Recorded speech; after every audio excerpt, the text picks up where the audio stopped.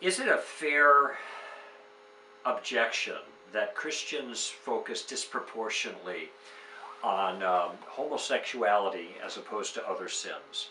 And I'm pausing here for a moment because it's kind of a trick question, or maybe the answer is a trick answer. That is, it's yes and no kind of depending. For one, I was interviewed a number of years ago for a News Weekly magazine. Nothing I said got into the article, but I was asked a question about why do Christians focus so much on homosexuality and abortion rather than other issues. And I said, well, it isn't that we focus in on them, it's the only thing that you report on.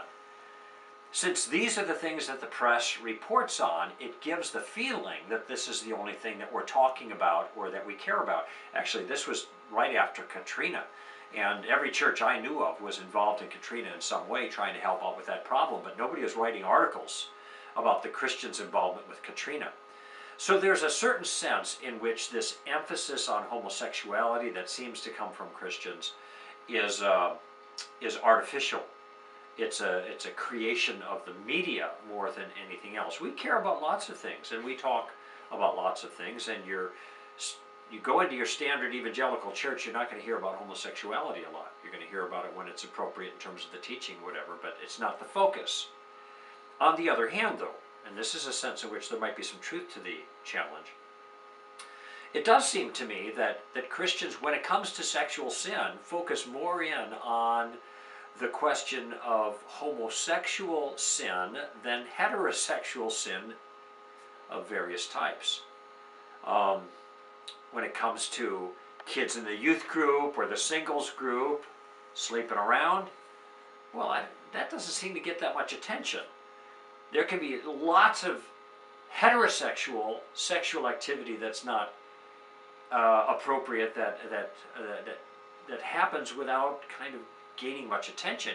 You have somebody in the congregation, though, come out of the closet and express that he's gay, and boy, there'll be a lot of attention given to that. So I think it's a normal human tendency to want to point the finger at other people and try to avoid accusation against ourselves. And so that's why it's easy, I think, when it comes to sexual sin, to talk about homosexual sin, because most of us are not involved in that. And then when it comes to heterosexual sin, that strikes a little bit too close to home for many of us, so we don't talk about it as much. Now, that is a genuine inequity, and that ought to be repaired, because there's a much bigger problem of heterosexual sin in the church than there is homosexual sin.